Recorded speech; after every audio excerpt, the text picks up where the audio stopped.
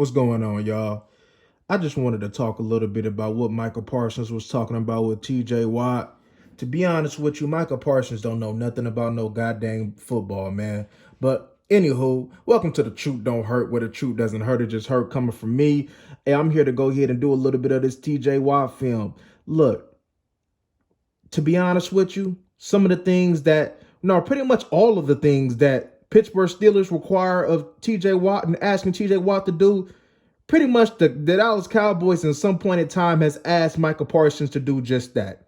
Have asked him to be in coverage, has asked him to rush, you name it.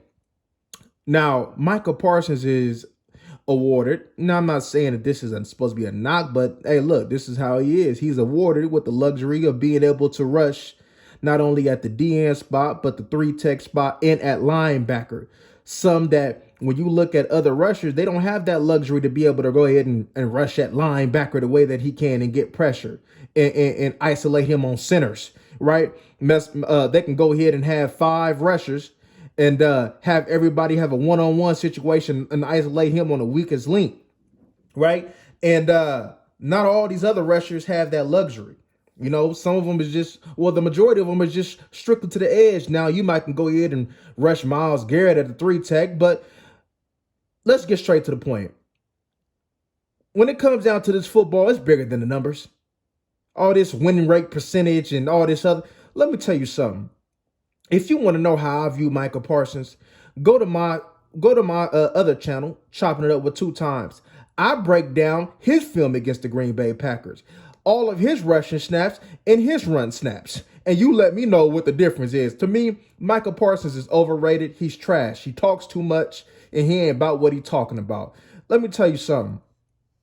When it comes down to TJ Watt, he plays winning football. Let's just be honest. He plays winning football. This is a winning play. They said, hey, TJ Watt, drop. I need you to drop. and when TJ Watt drops, he actually does what he's supposed to do when he drops. Now, when you ask Micah to drop, let's say, for instance, in that cover 2, and he gets past the wide receiver and where he's supposed to be at, guess what? Ain't nobody's there. And guess what? In the Green Bay game, guess what? He gives up a chunk play. Sorry ass boy. All he does is just worry about the sacks. Next, Micah Parsons don't play no winning football. Micah Parsons ain't no true pass rusher. Forget all the statistics, man. I'm going to tell you something. You see this play? This is a spin move, right? But I'm going to tell you how we came to about, right? I'm going to go ahead and do you the homework and watch the film for you. So on 2 to 3 rushes in a row, TJ Watt kept going upfield. And on this play, the tackle expected him to go upfield and whoop. Now, let me know, does Micah Parsons got that in his bag? Forget all these statistics. Forget all this win rates and all this extra. When do you see Micah Parsons being elite and have this bag? I'm sorry, this is going on his 4th year. How you not have that bag already? How you not have that bag already? All you do is just win off speed. You have no hands. You have nothing. You don't have no plan, no nothing. You crying about holding calls, but you don't even use your hands. So, of course, you ain't going to get a holding call, man. But my boy TJ Watt goes upfield and Watt. Name me a rush where you see Micah doing this. Ask Micah Parsons this. How many tackle for losses did he got? He want to worry about getting to the quarterback all the time, but he don't want to be a two-way. He said he wants to get 20 sacks. Okay, so that means if you want to get 20 sacks, that means you got to be up front the majority of the time then, huh?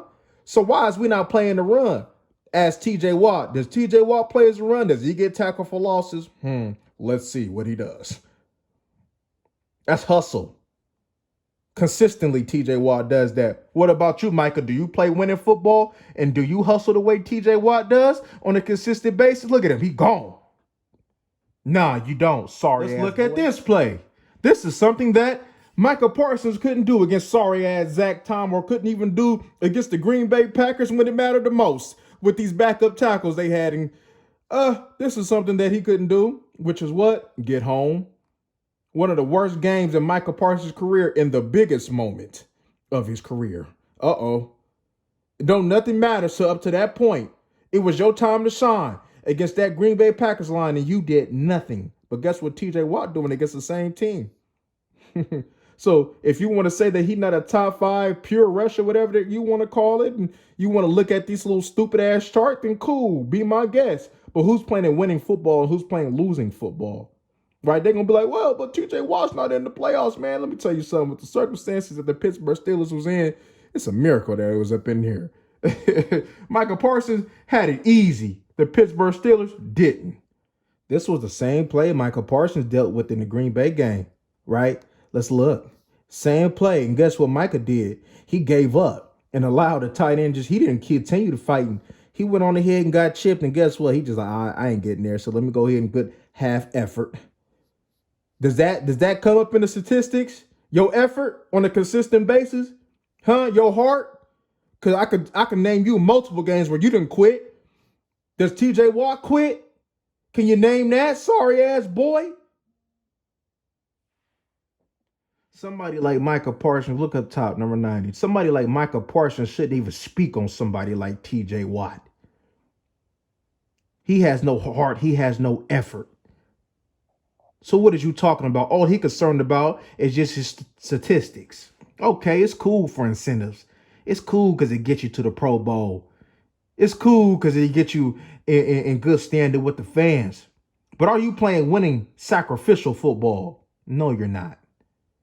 So that's why you can never, ever, no matter what you talking about, can ever speak on TJ Watt. Because you don't play that type of football, weak ass boy.